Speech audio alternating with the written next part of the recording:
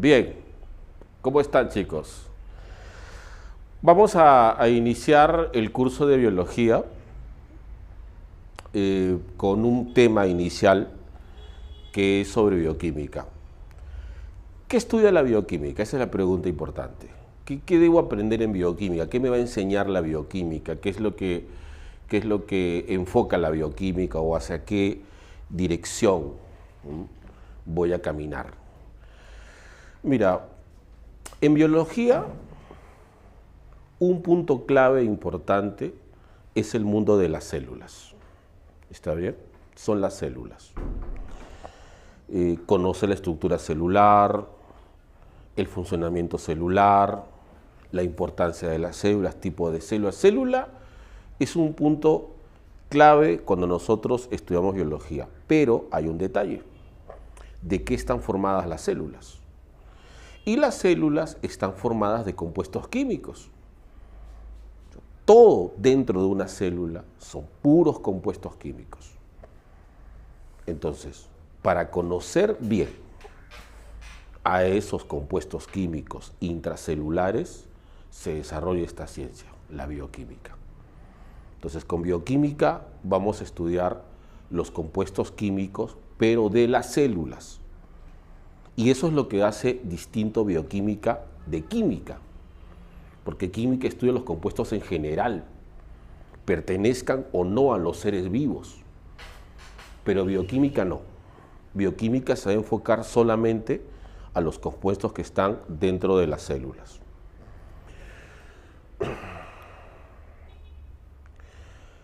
¿Cómo vamos a enfocar eso, profe? Mira, nosotros debemos conocer a todos los compuestos químicos, a todas las moléculas que están dentro de las células, pero debemos conocer también su función, qué es lo que hacen, para qué sirven. O sea, no es solamente mencionarlo. No vamos a hablar de sus enlaces, de sus pesos moleculares, densidad, todo eso ustedes lo van a ver en química. De ese terreno se encarga química. Nosotros vamos a enfocarlo siempre desde el punto de vista biológico, o sea, vamos a buscar la función biológica. O sea, si hablamos de proteínas, ¿para qué sirven? ¿Qué función biológica realizan? Si hablamos de los azúcares, ¿por qué son importantes para los seres vivos los azúcares? ¿Qué funciones cumplen? ¿Qué tipo de azúcares hay? O sea, ese va a ser nuestro enfoque para este tema, para esta ciencia. Todos los compuestos químicos que están dentro de las células, los tipos, sus características primordiales y lo más importante, la función biológica que realizan. ¿Está bien? Compuesto químico y su función. Esas dos cosas no se pueden separar. Muy bien. Vamos a ir poco a poco. Vamos a ir de menos a más. Primero, vamos a hablar de los bioelementos, que son los elementos químicos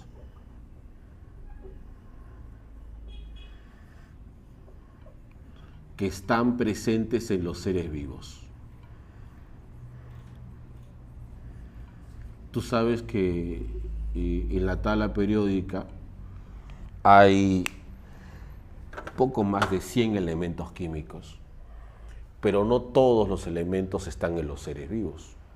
Apenas está la tercera parte, 30 y tantos elementos. La mayoría de elementos no tiene nada que ver con los seres vivos. Nosotros solamente vamos a conversar y hablar de los que sí. ¿Qué elementos utilizan los seres vivos? ¿De qué elementos están hechos las plantas? ¿De qué elementos están hechos los animales? ¿De qué elementos estamos hechos nosotros? ¿Qué funciones cumplen esos elementos en nosotros? Bueno, a esos elementos le llamamos así, los bioelementos. Y para clasificarlos los separamos en dos grupos, los primarios y los secundarios. Mira, si la pregunta es, profe, pero ¿por qué los separamos? ¿Por qué debemos separarlo en dos grupos? ¿Por qué primarios? ¿Por qué secundarios? ¿Cuál es la razón? ¿Por qué, profe? En todo caso, cuál es el criterio? ¿Cuál es el criterio? Bueno, en este caso, El criterio es la abundancia. El criterio es la abundancia. Porque mira, los seres vivos, del 100% de la masa de un ser vivo, de cualquier ser vivo, del 100%, el 99% lo constituyen los elementos primarios y el 1% restante los elementos secundarios. Sí, sé que es mucha diferencia. No, es una enorme diferencia. O sea, de todo, por ejemplo, no sé, digamos una planta, un animal, imagínate un gato, por ejemplo. Un gato. Lo que pesa un gato, la masa de ese gato. El 99% de ese animal está formado por elementos primarios y el 1% restante por los elementos secundarios. Ahora, quiero que entiendan esto, porque obviamente con esas cifras tan distantes, tú puedes pensar esto. Tú puedes decir, bueno, como el 99% son elementos primarios, entonces estos elementos son importantes, los más importantes, y estos no. Que estén o no, no son importantes. Ya, pero eso es lo que no debes pensar. ¿Qué es lo que debes pensar? ¿Qué relación real existe entre estos dos elementos? ¿Por qué estos elementos secundarios están en porcentajes tan pequeños en comparación con estos otros que están o son más abundantes? ¿Cuál debería ser mi enfoque correcto, profe? Mira, no sé, es como todo. Es como, por ejemplo, imagínate que te compras un celular, pero de esos carísimos. De esos que te dolería mucho si te roban, de esos que te dolería mucho si se caen y se rompen. Un celular carísimo, históricamente caro. Ya, muy bien. El cargador. De todo el precio del equipo,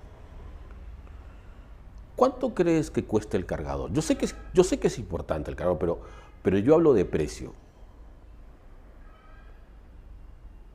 De todo el equipo que has comprado, ¿no crees tú que el cargador es el más barato, el más económico?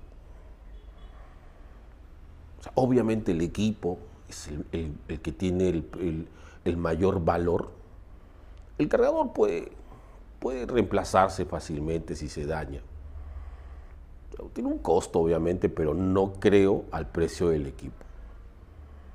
Muy bien. O sea, en costo podría ser 99-1. ¿Tú qué dices? Sí, profe, podría ser.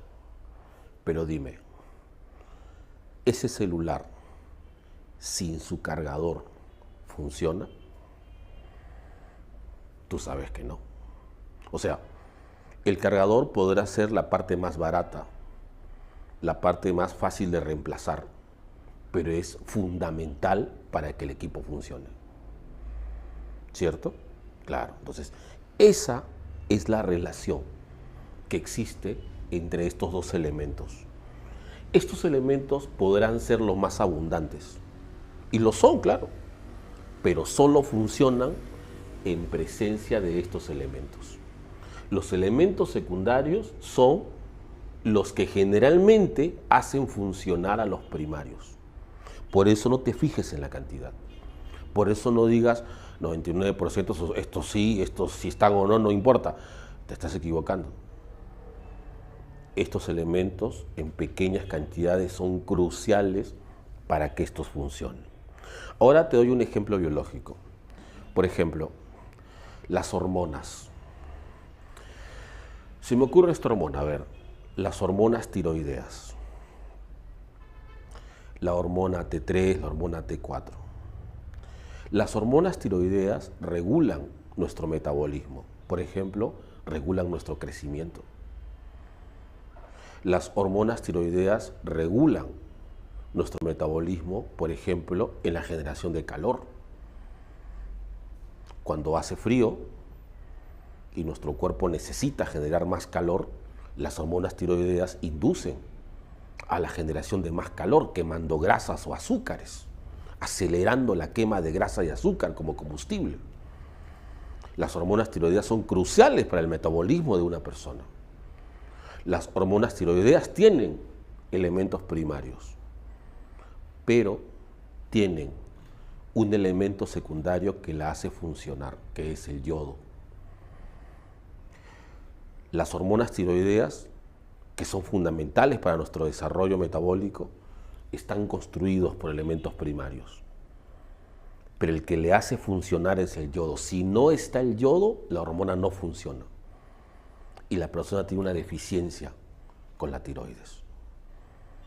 Entonces, esa es la relación que nosotros debemos establecer entre estos dos. ¿Está bien? Sé que los porcentajes pueden asustar, porque la verdad son muy distantes, pero tú tienes que establecer esa conexión. Los secundarios son vitales para que los primarios puedan desplegar su función. Muy bien.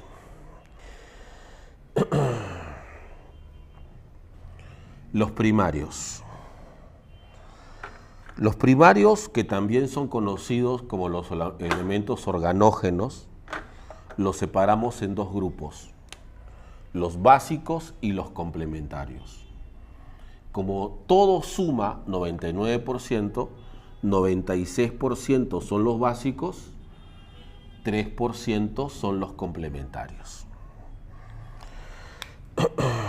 Los básicos son 4. Esto que siempre nos repetían en el colegio hasta el cansancio. El CHON. Carbono, hidrógeno, oxígeno, nitrógeno. Los 4 elementos organógenos, los 4 elementos más importantes en la construcción de los seres vivos, sobre todo en tema de cantidad. Carbono, hidrógeno, oxígeno, nitrógeno. Los elementos básicos, los principales elementos organógenos. A veces siempre es bueno hacer un ranking, ¿no? Por ejemplo, aquí, de esos 4 elementos, hay uno que es el que más abunda. ¿Sabes cuál es? El oxígeno. De estos elementos, el más abundante, que vendría a ser el más abundante en la materia viva, es el oxígeno. Pero mira, estos elementos, ¿sabes por qué son abundantes? ¿Sabes por qué alcanzan estos porcentajes tan altos? Porque estos elementos son usados principalmente como ladrillos de construcción. Estos elementos son utilizados para construir las moléculas más abundantes en las células. Por ejemplo, los 3 primeros: carbono, hidrógeno, oxígeno.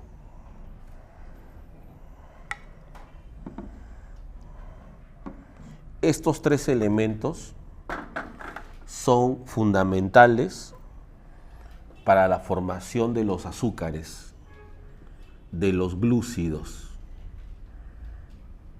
Los azúcares, los glúcidos, están formados principalmente por estos 3 elementos.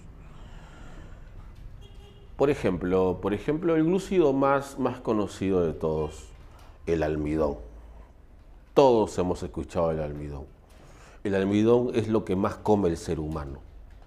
El almidón está en el arroz, está en la papa, está en la harina, en los fideos, en el pan, en las galletas, en los pasteles, etc.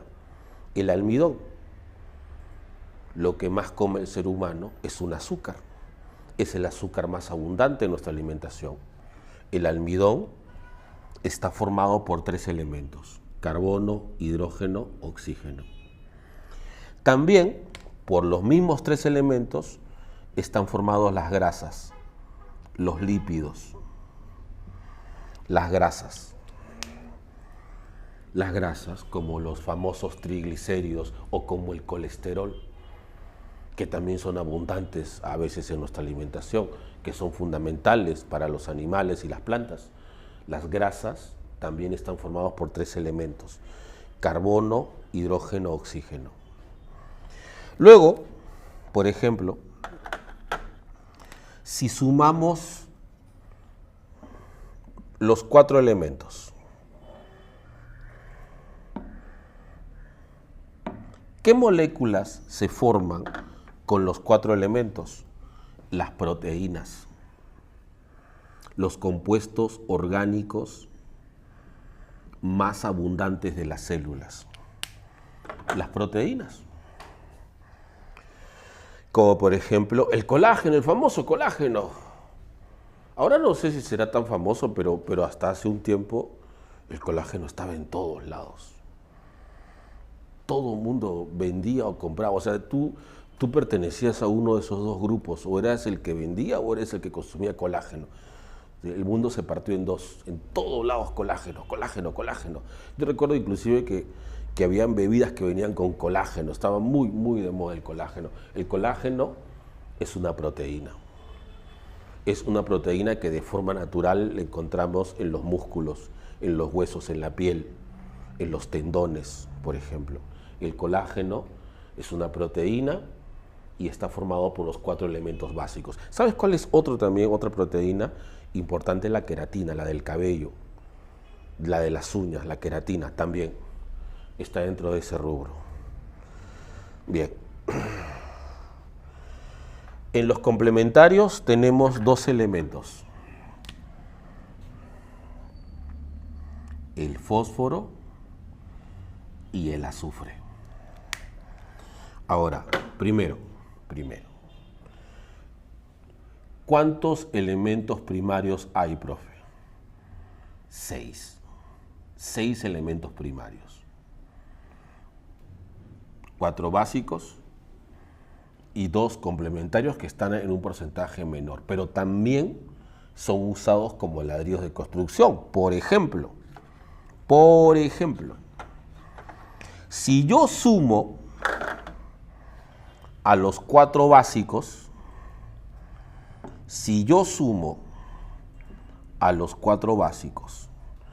más el fósforo, o sea que sean 5 elementos, con esos 5 elementos, carbono, hidrógeno, oxígeno, nitrógeno, más el fósforo, voy a formar a los ácidos nucleicos. Y tú sabes quiénes son los ácidos nucleicos, porque solamente son 2. ¿De quién estoy hablando? Tú lo sabes. Estoy hablando del ADN y estoy hablando del ARN.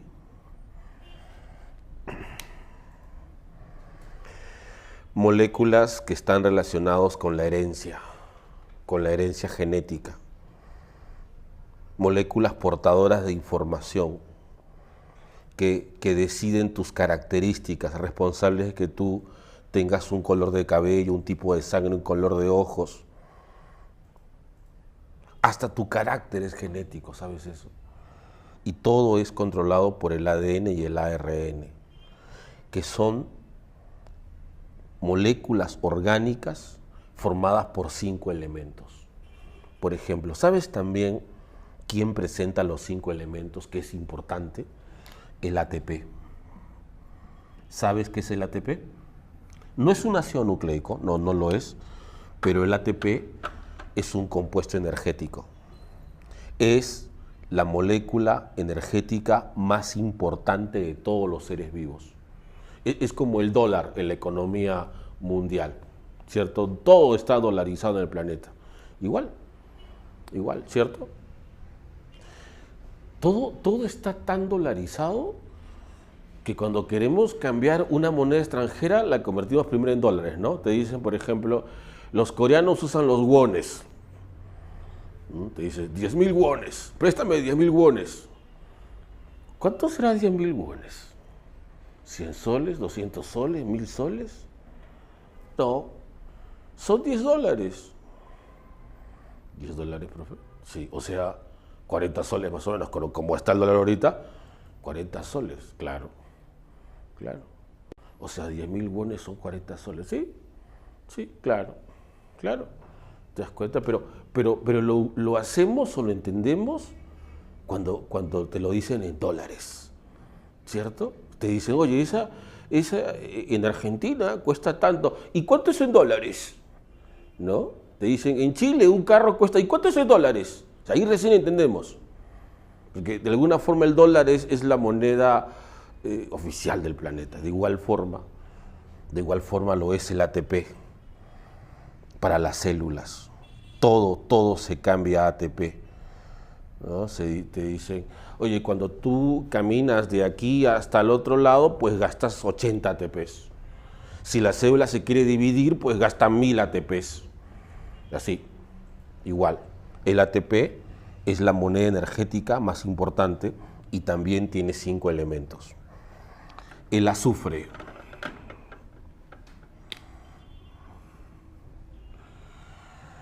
Mira, hay proteínas. Las proteínas, te estoy diciendo, tienen 4 elementos.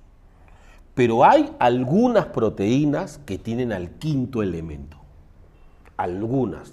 La mayoría tiene solo estos 4 y está bien.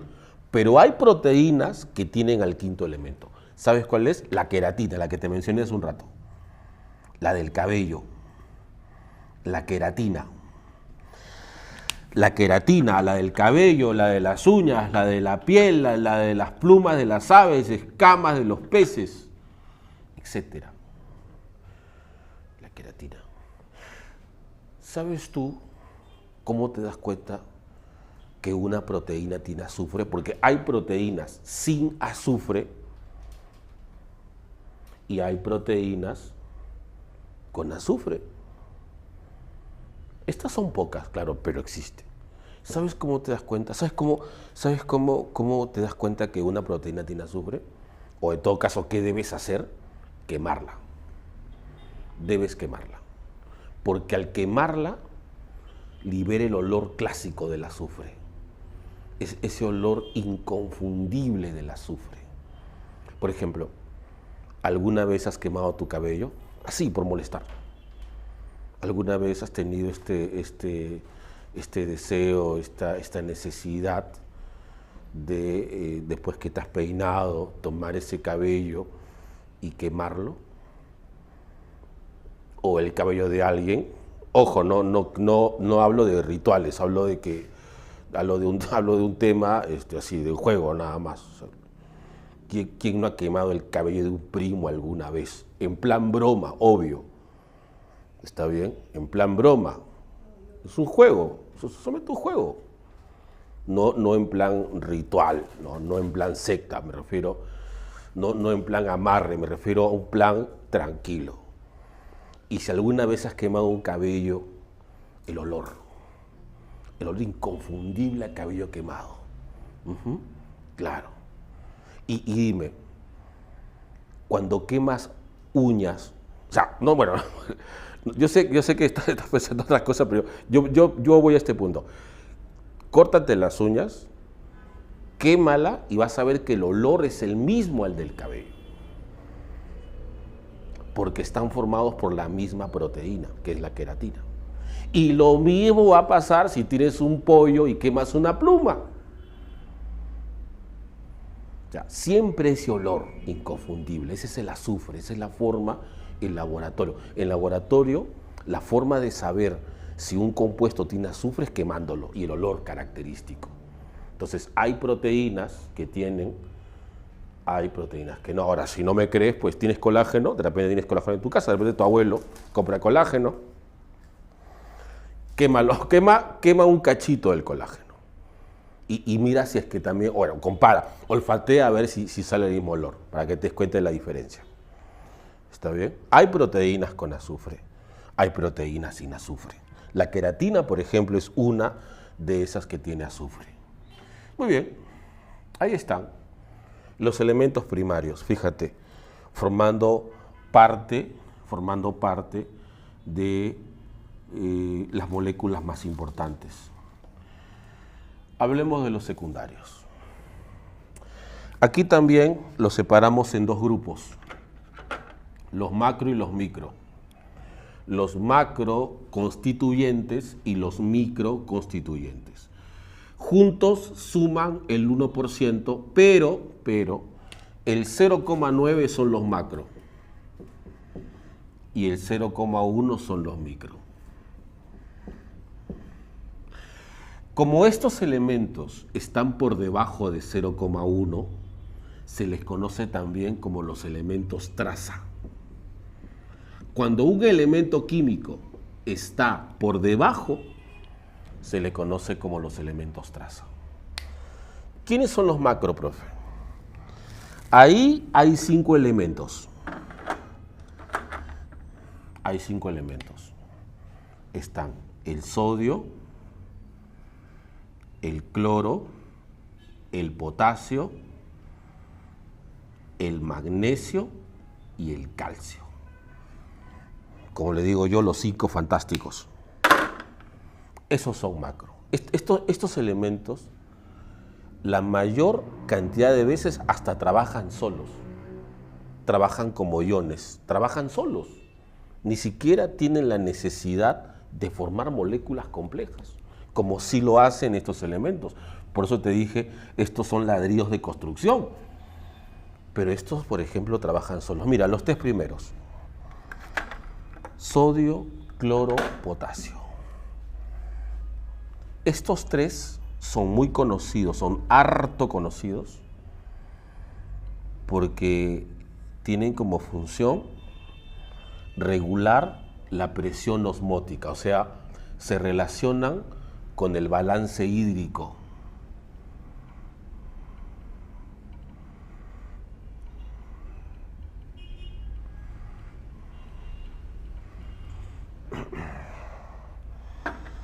¿Cómo es eso, profe? ¿Cómo es balance hídrico? ¿A qué se refiere? Mira, ¿qué es lo que más abunda dentro de las células? ¿Cuál es el compuesto químico más abundante de los seres vivos? Es el agua, y lo sabes. El agua es el compuesto más abundante. Pero recuerda que nosotros, los seres vivos, tenemos una gran cantidad de agua, pero no está encerrada dentro de nosotros herméticamente. El agua sale y entra. O sea, nosotros, por ejemplo, todos los días perdemos agua, todos los días bebemos agua. Y como en los seres vivos es muy importante el equilibrio, si yo pierdo una cantidad de agua todos los días debo beber la misma cantidad de agua. O sea, tiene que haber un equilibrio entre el agua que consumo y la que pierdo. Nunca debería ser al revés. O sea, no puede ser que yo consuma más agua de la que pierdo. Eso es un desequilibrio. O nunca puede ser que consumo menos de lo que pierdo. Desequilibrio. Tiene que ser equilibrado. La pregunta es, ¿y cómo logramos ese equilibrio? ¿Cómo pueden las células, cómo pueden los organismos equilibrar la cantidad de agua que entra y que sale de las células?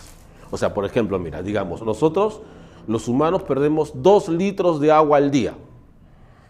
Entonces, ¿qué tenemos que hacer? Beber 2 litros de agua al día. Pierdo 2 litros, bebo 2 litros y el mundo está equilibrado. Pero ¿cómo? ¿Cómo se regula eso? Con las sales,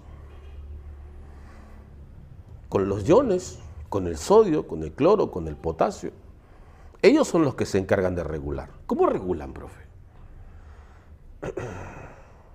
Mira,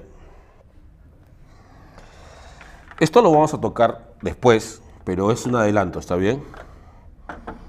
Es un tráiler de lo que se viene.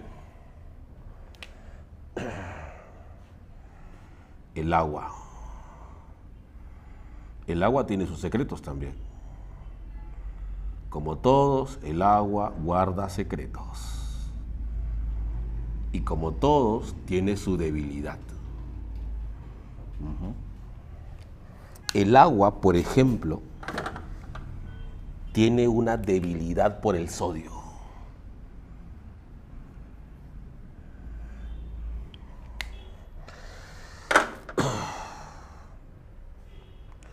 Ojo, esto que voy a decir es solo aplicable para el agua y el sodio. Cualquier parecido es pura coincidencia, no en humanos. En humanos estas cosas no pasan. Yo no sé qué le ha visto el agua al sodio, ¿ya? En serio, no sé qué le ha visto. Pero basta que el sodio publique algo y el agua al toque le pone like. No sé por qué. Cualquier tontería. Aunque sea un gato caminando, like. Y encima me encanta. Y comenta. Todo. Ve sus estados. Ni bien publica, ya está viendo ya. Quiere ser el primero en ver la publicación. ¿Qué le gusta del sodio? ¿Qué le ve al sodio? No sé. Pero a donde va el sodio, va el agua. Y la célula sabe eso. Y la célula conoce ese punto débil. Y lo utiliza. Obviamente que lo utiliza, porque es un punto débil. Entonces, por ejemplo, digamos que esta célula quiere liberar agua. Pues libera sodio. Libera, digamos, 2 átomos de sodio y sale una cantidad de agua.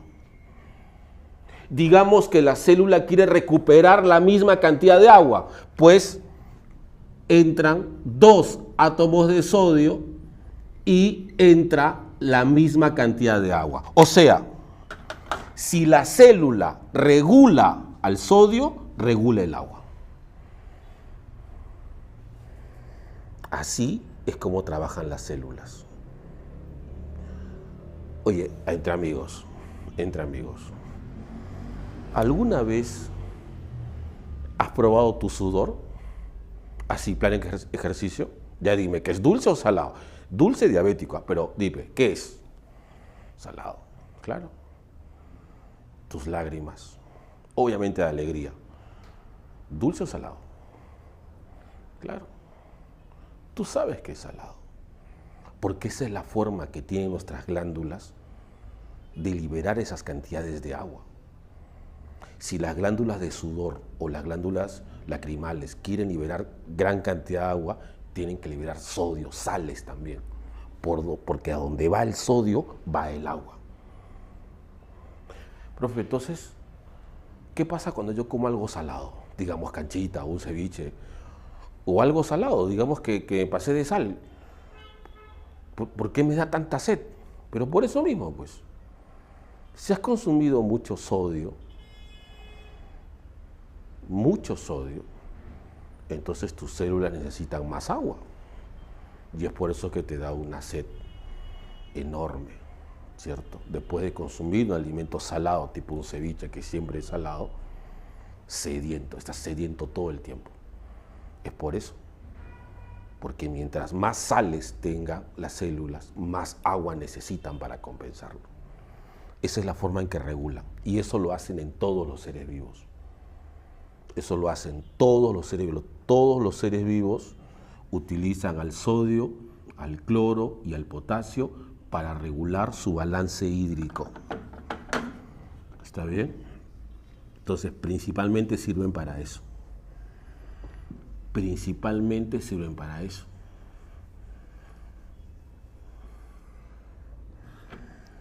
Bien, profe, ¿y el magnesio para qué sirve? Depende. Por ejemplo, si es en el caso de las plantas, el magnesio lo utilizan como componente de la clorofila, para que la planta pueda hacer fotosíntesis. La clorofila es el pigmento verdoso que presentan las hojas. O sea, profe, si yo como verduras, consumo magnesio. Claro, todo alimento vegetal de por sí es rico en magnesio. Ya, pero en las plantas es para hacer clorofila. En nosotros, por ejemplo, ¿para qué sirve el magnesio? El magnesio es un cofactor enzimático.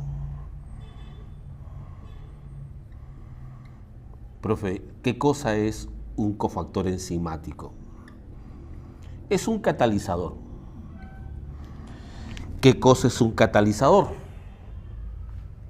Un compuesto que acelera las reacciones químicas, porque las células realizan miles de reacciones químicas por segundo. Y lo que les conviene es acelerarlo. ¿Sabes cómo comparo yo esto? ¿Sabes cómo comparo yo las enzimas? Usando un poco el tema informático, es como el RAM de los equipos. Porque ahora, por ejemplo, cuando compramos un celular somos más técnicos, ¿cierto?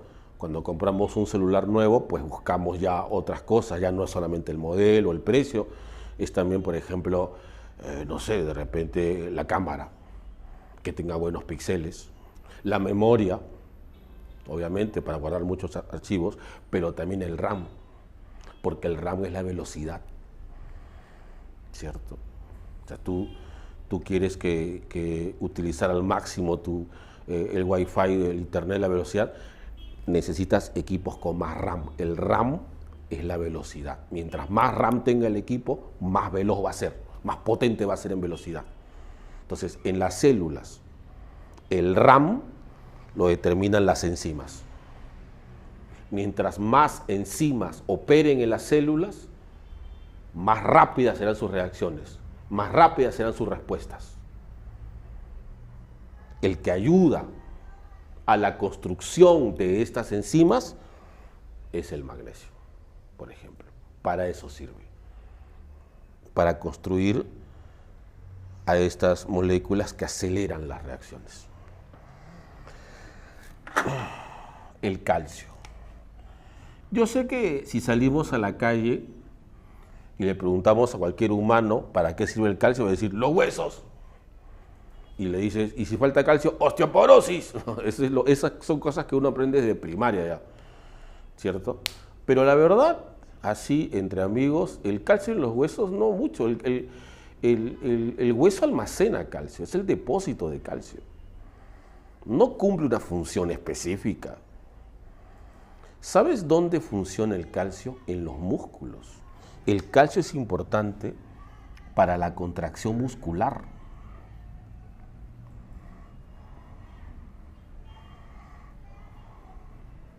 O sea, para que tú puedas hacer esto requiere de calcio. Pero ¿qué pasa si no tengo calcio? Pues te da calambres. ¿Nunca te han dado calambres? ¿Ah? ¿Nunca te ha dado calambres? Claro. Muchas veces, cuando no contamos con las dosis adecuadas de este elemento, cuando por alguna razón hemos perdido mucho calcio, entonces eso trae como consecuencia calambres.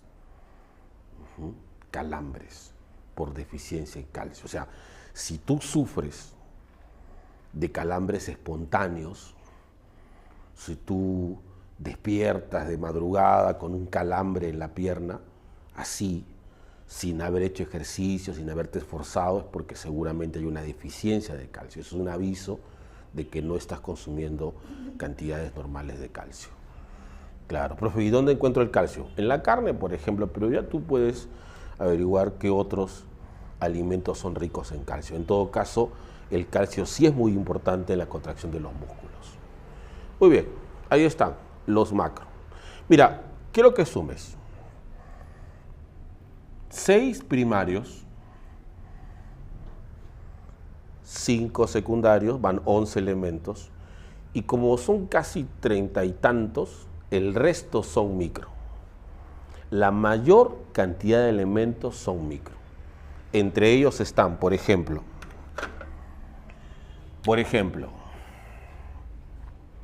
el hierro, el cobalto, el cobre, el yodo, el flúor, el cromo, el zinc, el manganeso, el aluminio, el silicio, etc. Elementos traza. Pero como te dije al principio, puede ser que estén en pequeña cantidad, pero eso no quita su valor funcional. Mira el caso del hierro. El hierro lo encontramos en una proteína importante en la sangre, que es la hemoglobina. Es la que decide si tú eres anémico o no. ese gran problema que tenemos en nuestro país, la anemia infantil, por falta del consumo de hierro. Sí, porque si lo piensas bien, nuestros alimentos no son tan ricos en hierro. Pero ¿qué tiene hierro? La carne. Pero yo como carne en mi casa. De aquí nadie come carne. O sea, yo ya, tranquilo, yo sé que estás renegando. Profe, yo sí como carne. Te entiendo. Pero no al nivel de otros países. Mira, si estás parado, siéntate. ¿Está bien? Ya, escucha esto. Solamente para que compares. Los peruanos comemos, cada uno en promedio per cápita, como dicen los economistas, 15 a 18 kilos de carne al año. Al año. ¿Está bien? Sí, profe, ¿está bien? Claro. Un norteamericano come 120 kilos de carne al año, o sea, 10 veces más que nosotros. ¿Te das cuenta? O sea, el peruano no es de comer carne, es la verdad. En el ranking mundial en carne salimos en los últimos puestos. Mira, casi nosotros somos veganos, así. El peruano es vegano. Es vegano. Y el peruano es vegano. Porque, por ejemplo, el lomo saltado tiene 1 kilo de papa, 1 kilo de cebolla, 1 kilo de tomate y 2 pedacitos de carne. ¿Se puede ser más vegano que eso, amigos? Dime. Somos veganos, o sea, sin darte cuenta, somos veganos. ¿Quién come carne? Claro, sí, profe. Ahora, obviamente, por alguna razón cultural, los peruanos no comemos mucha carne, pero sí le entramos al pescado, obviamente. Y en el pescado tenemos 4 que son clave en contener hierro: bonito, caballa, jurel y anchoveta. Algo que, claro, si tú no consumes carne regularmente, pues pescado sí.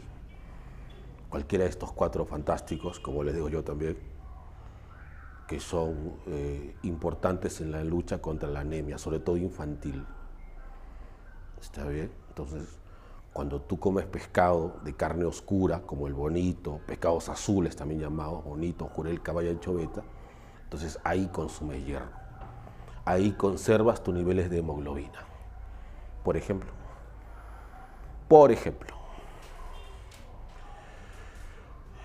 el cobalto, como componente de la vitamina B12, que de alguna forma también se asocia con el hierro, porque la B12 ayuda a la absorción del hierro. El cobre, por ejemplo, se utiliza para la formación de un pigmento que es parecido a la hemoglobina, pero es azul, la hemocianina. Y esto hace que algunos animales tengan, literalmente hablando, sangre azul. ¿Sabes quién tiene sangre azul? Los moluscos, como el pulpo. El pulpo tiene sangre azul por la hemocianina, cobre. Mira, el yodo, te lo dije hace un rato, para las hormonas tiroideas T3 y T4, las que regulan el metabolismo. Las que hacen que tu cuerpo genere más calor si es que lo necesita. O sea, si tú, por ejemplo, estás en una zona fría, y no llevaste abrigo, a veces pasa eso, a veces hay esas descoordinaciones. Claro, a veces pasa eso. O sea, a veces pasa, a veces te pasa, a veces te vas a hacer repasco y no llevaste chompa. Esas cosas pasan. ¿A quién no le ha pasado alguna vez? Claro, y te dicen, oye, ¿y tu chompa? No, sí hay sol. Hay sol ahorita. Pero todos los días a las 10 de la noche baja la temperatura, es bajo cero. ¿No has tenido chompa? ¿En serio? Sí. Ahora, en esas condiciones, cuando tu cuerpo está sometido a un frío intenso, las hormonas tiroideas liberan más grasa, liberan más azúcares y hacen que el hígado los queme para generar más calor. Para eso sirve, pero obviamente en presencia de yodo. El flúor es importante para los dientes, da dureza a los dientes, al esmalte.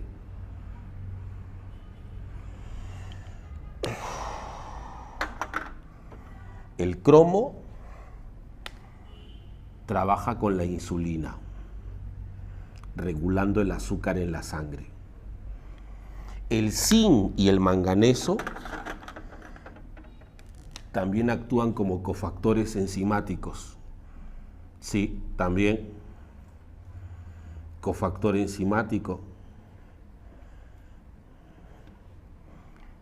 Como el magnesio, ¿te acuerdas? Ayudan a que las enzimas trabajen más rápido. Son los que le dan RAM a las células para que sus reacciones sean más rápidas y más eficientes. El aluminio, mira, el aluminio participa en la formación de algunos neurotransmisores, sobre todo los que tienen que ver con la memoria de largo plazo. Con la memoria de largo plazo, de eso que recuerdas lo que hiciste hace un mes o hace unos años. Hay gente que se olvida de las cosas, pero este elemento es clave para recordar memoria a largo plazo. Y el silicio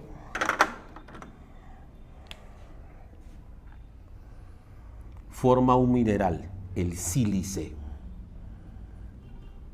que participa en la formación de la pared celular de algas como las diatomeas, las algas más abundantes del mar, de los océanos del mundo, y además también principal alimento de los peces en todo el planeta, las diatomeas.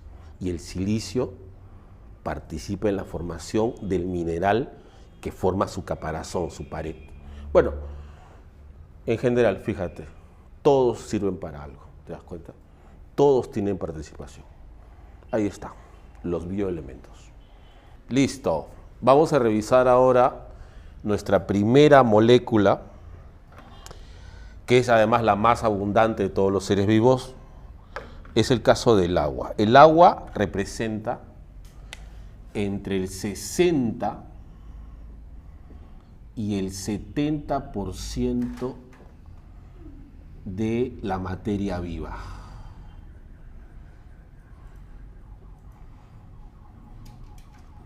Prácticamente somos de agua. Pero cuando se trata del agua, nosotros tenemos que evaluar tres aspectos del agua. Tres aspectos del agua. Su lado químico,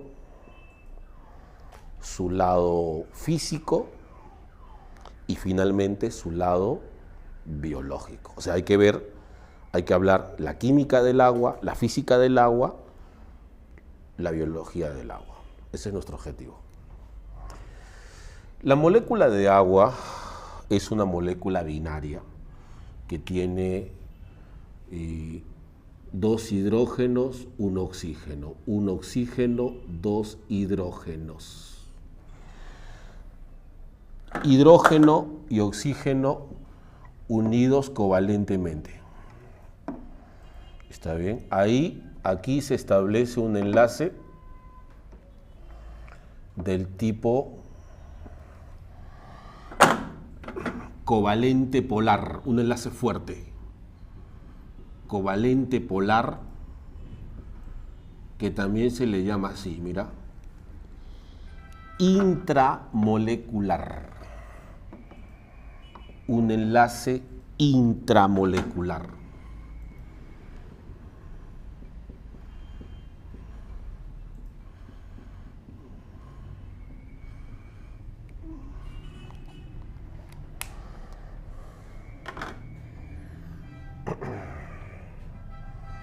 Ahí está. Intramolecular. Perfecto. Pero pasa lo siguiente, mira, porque aquí estamos ahorita evaluando la parte química. Mira, pasa lo siguiente. Al oxígeno le sobran un par de electrones, son 2 electrones no apareados, y son los que le dan la carga negativa. Ahí está. Y los hidrógenos van a representar la carga positiva. Además, entre hidrógeno e hidrógeno se establece un ángulo, 104,5 grados. Pero lo importante para nosotros es lo siguiente, que la molécula de agua sigue conservando sus cargas.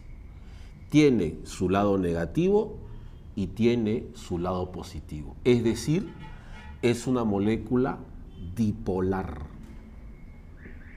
Dipolar. Dipolo.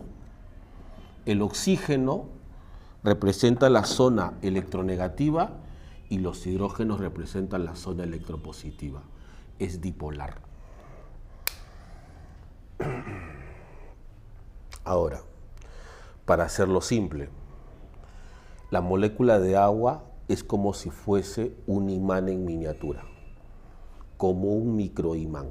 Y justamente como es como un microimán, va a desarrollar atracciones. Fuerzas intermoleculares, como dicen los químicos. Y la molécula de agua va a presentar 3 atracciones. La primera, la cohesión. La cohesión. Cohesión, fuerzas de cohesión, como quieras. Ya, ¿cómo es esto? En este caso, una molécula de agua se va a atraer con otra molécula de agua. O sea, esta molécula, la primera, tiene su zona electronegativa y su zona electropositiva, y la otra también. Y la otra también. De tal manera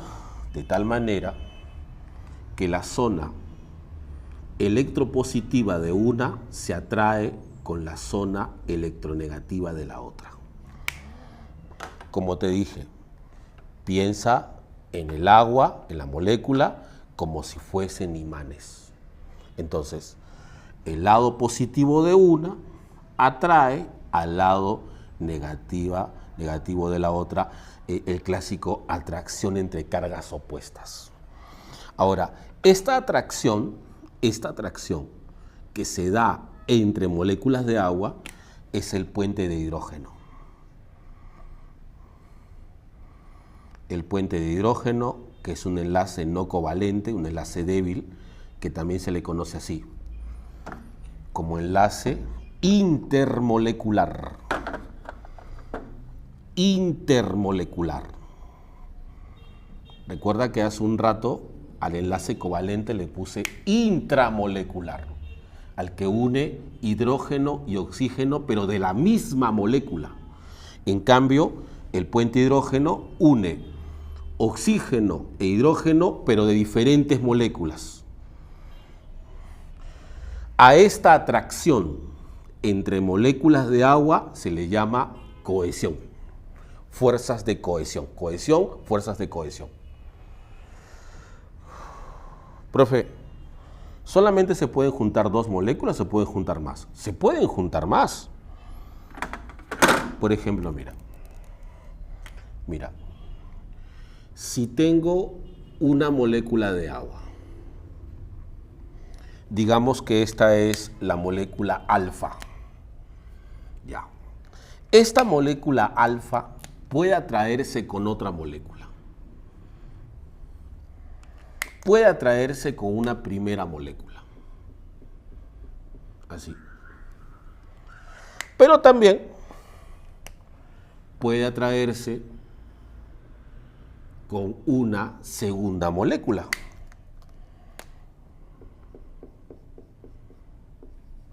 Pero también puede atraerse con una tercera molécula.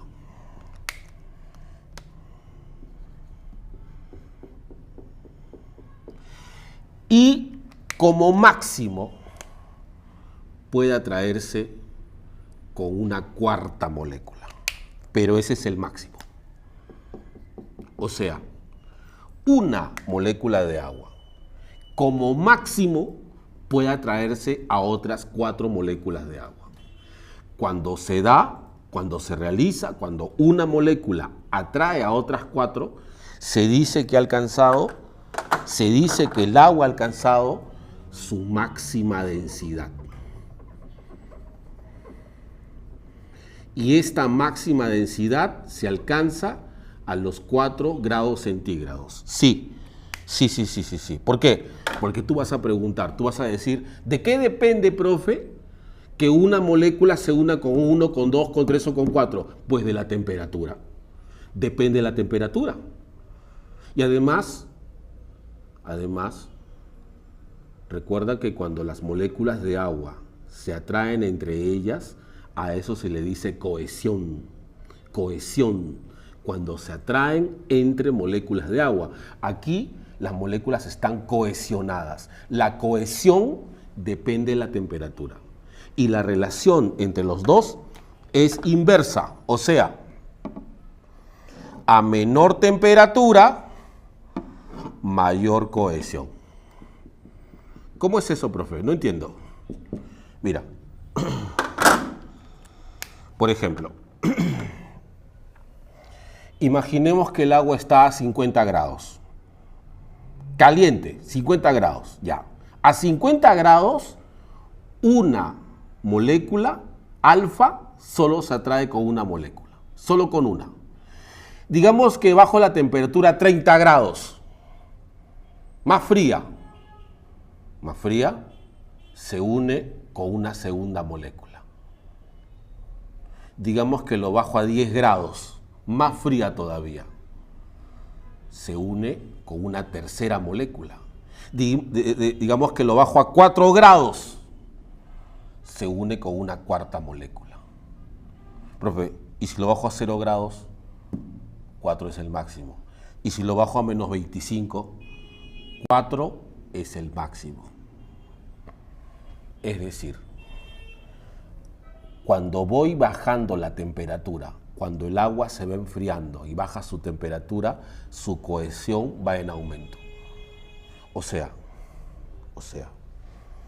si tengo una taza con agua caliente, y tengo una taza con agua fría, los dos tienen cohesión, pero ¿quién tiene más cohesión? ¿Dónde están las moléculas más cohesionadas? ¿En el agua caliente o en el agua fría? En el agua fría. ¿Cómo demuestras tú? ¿Cómo puedes demostrar que la cohesión varía según la temperatura? ¿Cómo puedes demostrar que la cohesión no es la misma dependiendo de la temperatura? Dime, si tengo una taza con agua caliente, así como cuando te haces un cafecito, y tengo una taza con agua fría, heladita, como cuando haces la limonada, dime, a los dos les pongo azúcar. 2 cucharaditas aquí, agua caliente, 2 cucharaditas en agua fría. Dime,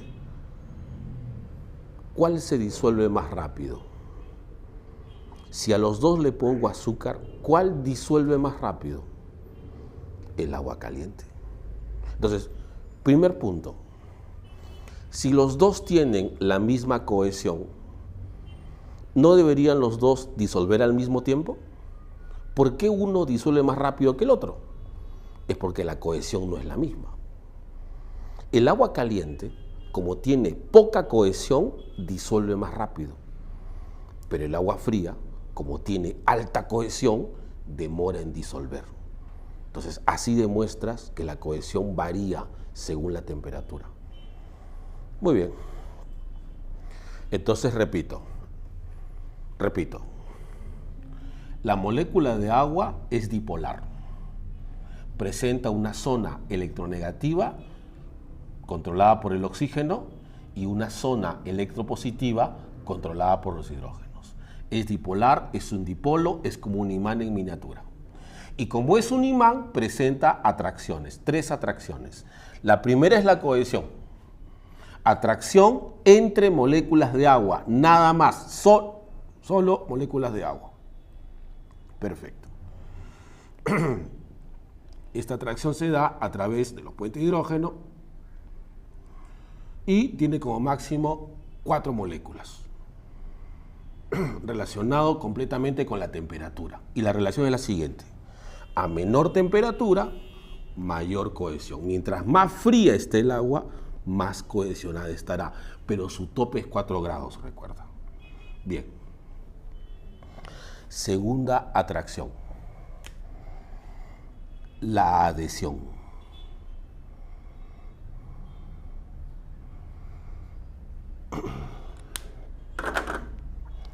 Por eso te dije, por eso uso ese ejemplo del imán. Porque mira, si yo tengo 2 imanes, obviamente se atraen entre ellos. Pero los imanes no solamente se atraen entre ellos. Los imanes también se atraen a superficies, o sea, no cualquier superficie. Porque si yo pongo un imán en madera, no se atrae. Si lo pongo en plástico, no se atrae. Si lo pongo aquí en el acrílico, tampoco se atrae. Pero si lo pongo en un metal, se pega. ¿Por qué los imanes sí se pegan en un metal? Porque tiene cargas. Porque tiene cargas. Entonces los imanes se atraen a los metales. Lo mismo sucede con el agua. Entre moléculas de agua se atraen. Pero ¿qué pasará? ¿Qué pasará si el agua se encuentra con una superficie, no cualquier superficie, que sea una superficie polar, que sea una superficie con cargas? Entonces las moléculas de agua se van a atraer. Como imanes se van a atraer a esa superficie. Se van a pegar a esa superficie. No cualquier superficie. Tiene que ser una superficie con cargas. Cuando las moléculas de agua se atraen a superficies polares, a eso le llamo adhesión, fuerzas de adhesión. Adhesión. El agua se atrae a superficies polares. Adhesión. Mira, nosotros usamos para esto una palabra coloquial, mojar. Si el agua se atrae a una superficie, moja la superficie. Moja la superficie. Por ejemplo, mira, si yo pongo la tapa de este plumón en agua, ¿se moja? No, no se moja. Puede estar en agua, pero no se va a mojar. El plástico no se moja. Pero si en cambio pongo un trozo de papel en agua, ahí sí se moja, profe. Exacto. ¿Qué significa eso? Que el plástico no tiene cargas, pero el papel sí. Y como el papel tiene cargas, entonces el agua se atrae, se adhiere, moja el papel.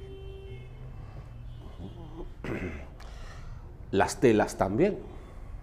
Las telas también se mojan. La ropa también, las telas también. Cuando las ponemos en agua, cuando lavamos, se mojan también, porque también tiene superficie polar. Entonces, la adhesión, cuando las moléculas de agua se atraen a superficies, pero no cualquier superficie, tienen que ser superficies polares. Cohesión, cuando se atraen entre moléculas de agua. Adhesión, cuando se atraen a superficies polares. Y la última fuerza Bueno, la última atracción es la disolución. Es la disolución.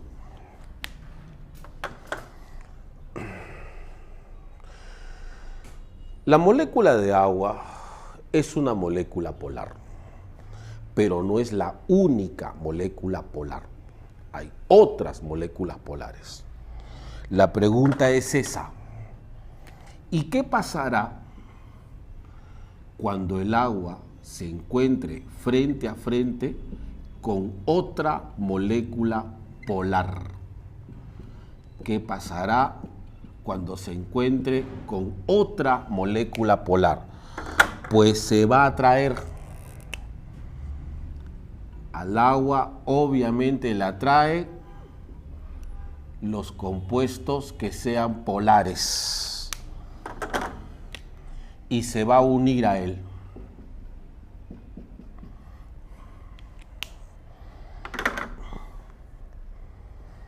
Y nosotros usamos esta palabra, disuelve. Decimos, el agua disuelve este compuesto polar. Este compuesto polar está disuelto en agua. Cuando nosotros decimos disuelto en agua, no significa que lo rompe, no lo rompe, es que lo hidrata, es que se une a él. Cuando tú pones el azúcar, cuando disuelves el azúcar en el agua, cuando preparas tu refresco, cuando disuelves, el agua no está rompiendo el azúcar, lo está hidratando, lo hidrata. ¿Está bien? El agua se atrae a otros compuestos polares, los disuelve. Este compuesto está disuelto en agua. Entonces ahí tenemos las tres atracciones: cohesión, adhesión, disolución. En todos los casos, gracias a la dipolaridad del agua. Una vez más, ¿cuándo es cohesión? Cuando se atraen solo entre moléculas de agua. ¿Cuándo es adhesión? Cuando se atraen a superficies, siempre y cuando sean polares y las mojan. ¿Cuándo es disolución? Cuando se atraen a otros compuestos polares y los disuelven. Bien, estas son propiedades químicas del agua. Bien, ahora vamos a revisar la física del agua. El agua presenta, la molécula de agua presenta 6 propiedades físicas. Por ejemplo, primero, el alto calor específico.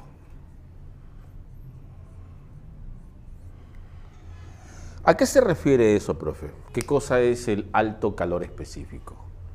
Mira, en general, el calor específico es la cantidad de calorías que se necesitan para elevar la temperatura de 1 gramo de una sustancia. O sea, es la cantidad de calor que se necesita para elevar la temperatura. Si dice que el agua tiene alto calor específico, significa que hay que darle mucho calor para elevar su temperatura. Por ejemplo, yo lo comparo con el aceite, agua y aceite. Dime, si ponemos en una olla aceite y en otra ponemos agua, ¿cuál calienta primero? ¿Quién calienta rápido? ¿Sabes qué es el aceite? Claro.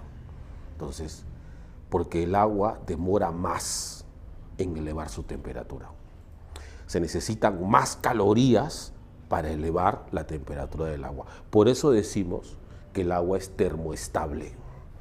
Gracias a esta propiedad decimos que es termoestable. O también decimos es termorregulador.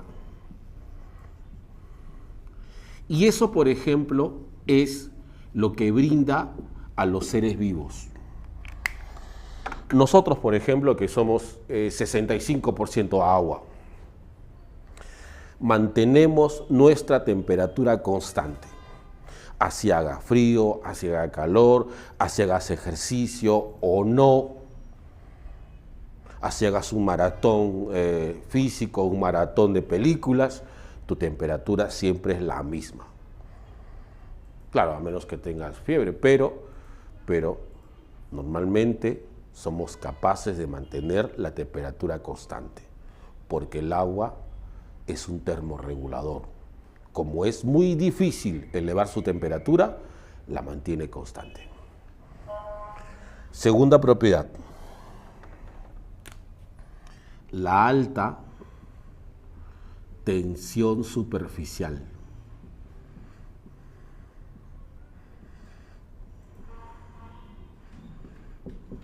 La alta tensión superficial.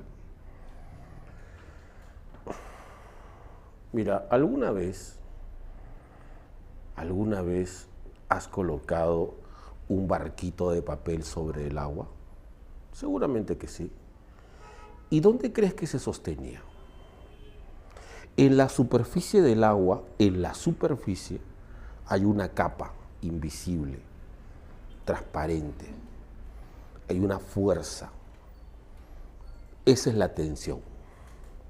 Y la tensión tiene como característica sostener, obviamente, los cuerpos de poco peso. Algunos insectos, por ejemplo, aprovechan para caminar literalmente sobre el agua, sobre esa fuerza que es la tensión.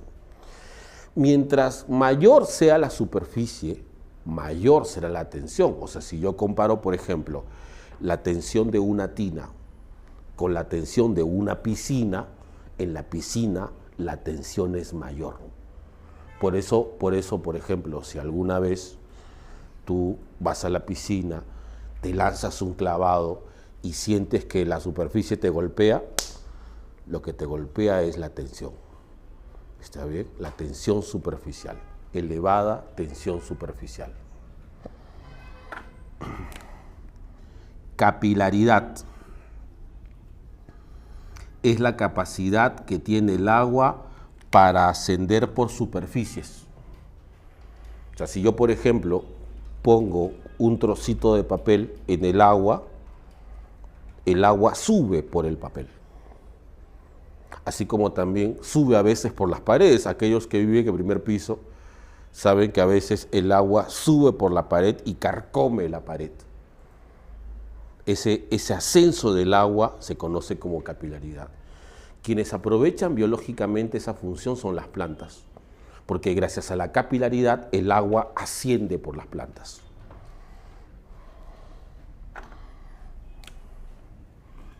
Disolvente universal.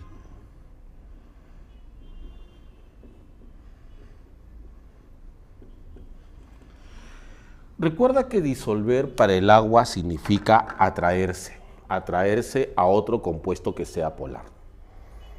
El agua disuelve todos los compuestos que sean polares. O sea, si yo, por ejemplo, agrego una sustancia en agua y si es que se disuelve, es que es polar. Y si no se disuelve, es porque es apolar. El agua disuelve a todos los compuestos polares. ¿Y sabes para qué sirve eso? Para transportar. Por ejemplo, la orina. La orina es una disolución. La orina obviamente es 96% agua, pero también hay urea. La orina nos permite expulsar urea todos los días, pero la urea la expulsamos porque está disuelta en agua. Si una sustancia se disuelve en agua, el agua la puede transportar. En cambio, por ejemplo, el ácido úrico. El ácido úrico es insoluble en agua.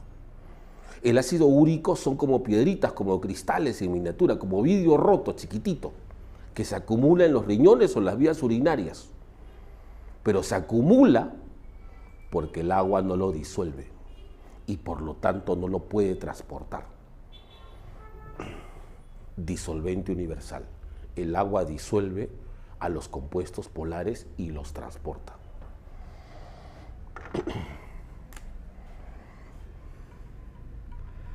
Alto calor de vaporización. Alto calor de vaporización.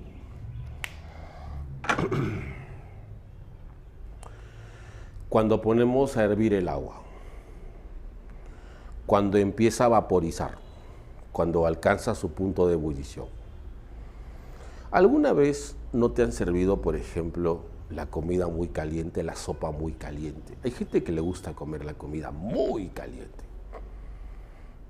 Y lo más interesante es que mientras más caliente le sirva, más rápido lo terminan. ¿Cómo se puede comer una comida tan caliente, tan rápido? ¿Cuál es el truco? ¿Cuál es el secreto de eso? Como dice la gente, tiene boca callosa. ¿Cómo pueden comer? Es que hay un truco en eso. Mientras más caliente está, más rápido se enfría la superficie.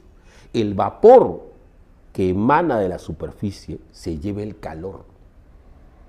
Y mientras más vaporiza, más rápido se enfría. Por eso esta gente usa la clásica frase, come de la orilla, ¿cierto? Así como dice el abuelo, come de la orilla. Entonces, si tú tienes una comida, una sopa muy caliente y con la cuchara raspas la superficie con el pulso de un cirujano, frío. Y mientras más vaporice, vas raspando y lo consumes más rápido. Ese es el truco. El alto calor de vaporización enfría rápidamente las superficies. Esto también, por ejemplo, es lo que usamos nosotros cuando sudamos, cuando tienes fiebre. ¿Cuándo te das cuenta que la fiebre está cediendo? Cuando sudas. ¿Cuándo sabes que la fiebre está bajando? Cuando sudas, porque al sudar el agua absorbe el calor de la piel y vaporiza, y la piel se refresca, bajando la temperatura. Calor de vaporización. Y finalmente, la baja ionización. Profe, ¿qué cosa es ionización? Disociar. O sea, por ejemplo, mira, tú sabes que el agua es así, ya. Se puede disociar así. El oxígeno se separa, se lleva un hidrógeno y un hidrógeno queda solito. Eso es disociar. Esto es disociación. Esta es la molécula de agua y cuando se disocia, el oxígeno se va con un hidrógeno, un OH, un oxidrilo y un hidrógeno queda solo, hidrogenio. Cuando el agua se disocia a oxidrilo e hidrogenio. Ahora, tranquilo porque esto le pasa a todas las moléculas. Esto es un poco lo que se conoce como la estabilidad de una molécula. Ya las moléculas son así, pero tienen cierto grado de estabilidad. El agua, por ejemplo, es una molécula muy estable. Y justamente por ser muy estable es que disocia muy poco. Por eso tiene baja disociación o baja ionización. Significa que es muy estable, que la molécula se rompe pero con poca frecuencia. Tanto así que los químicos han decidido usarlo como estándar y crearon una escala, la escala de pH. En la escala de pH el agua es neutra y todo se compara en relación con el agua. Si el compuesto es menos estable que el agua, es ácido. Si el compuesto es más estable que el agua, es básico. O sea, el grado de pH depende de la comparación con el agua. El agua es una molécula muy estable que disocia muy poco, pero si hay moléculas que disocian más que el agua, ácidos, que son más estables que el agua, básicos. Profe, ¿hay moléculas más estables que el agua? Sí, claro. Sí. La sangre es un poquito más estable que el agua. Los jabones son más estables que el agua. Y los ácidos, profe, por ejemplo, el ácido clorhídrico del estómago. La saliva es ligeramente ácida. El jugo gástrico, por ejemplo, fuertemente ácido. Entonces, baja ionización. El agua disocia muy poco, es una molécula muy estable. Entonces ahí están, propiedades físicas del agua. Muy bien, listo. Entonces con esto cerramos este capítulo y en los siguientes capítulos vamos a ver los otros compuestos químicos, principalmente los compuestos orgánicos.